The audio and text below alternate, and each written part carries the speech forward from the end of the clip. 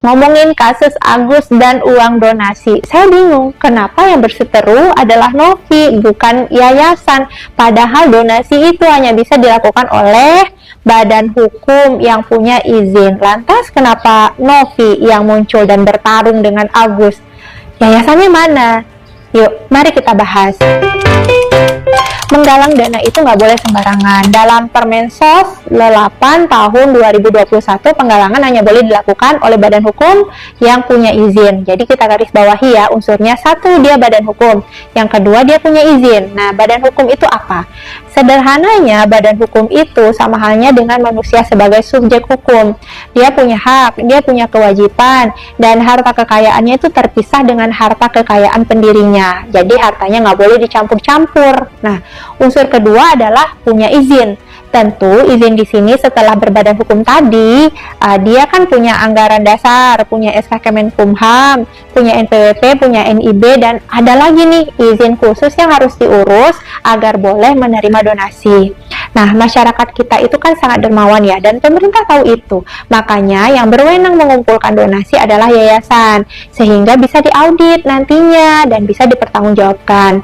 Nah, namun kan persoalannya ya, saya nggak ketemu yayasannya Novi di media sosial, nggak ketemu yayasan Rumah Peduli Kemanusiaan, nggak ada alamat resminya, saya nggak ketemu ya, mungkin salah gitu. Nah, bagaimana kita mencari alamat saya nggak ketemu, gimana ya untuk menuntut transparansinya, apalagi untuk diaudit. Nah, ini juga masukan ya buat Densu, karena beliaulah yang memberikan ruang untuk penggalangan dana. Saya lihat di podcastnya yang dicantumkan bukan rekening yayasan, tapi nomor admin pribadi. Kalau yang benar itu kan langsung dicantumkan saja nomor rekening yayasannya agar nggak salah kirim, nggak salah sasaran. Jadi Densu, saya sayangkan juga ya tidak melakukan pemeriksaan pendahuluan. Harusnya yang dipublish oleh podcast itu adalah yayasannya yang dimunculkan, bukan Novi secara personal. Nah, karena berhubungannya sama badan hukum, identitas badan hukumnya tentu harus diperiksa dulu. Itu yang namanya legal due diligence gitu. Nah, kalau kita sama orang, kita kan mengenali orang itu, kita minta KTP-nya. Kalau berhubungan dengan badan hukum, timnya Densu baiknya lihat dulu tuh anggaran dasarnya, SK-nya, NPWP-nya, domisilinya, dan lain sebagainya, termasuk izin dinas sosialnya. Nah, ini yang disebut dengan yayasan yang terdaftar.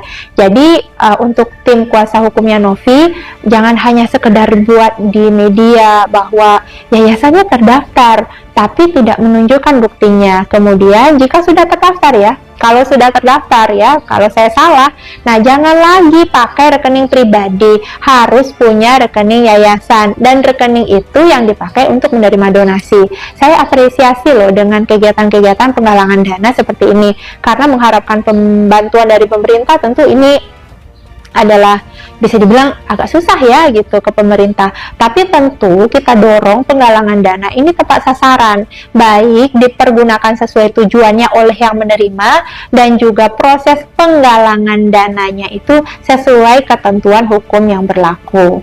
Demikian dulu, semoga bermanfaat.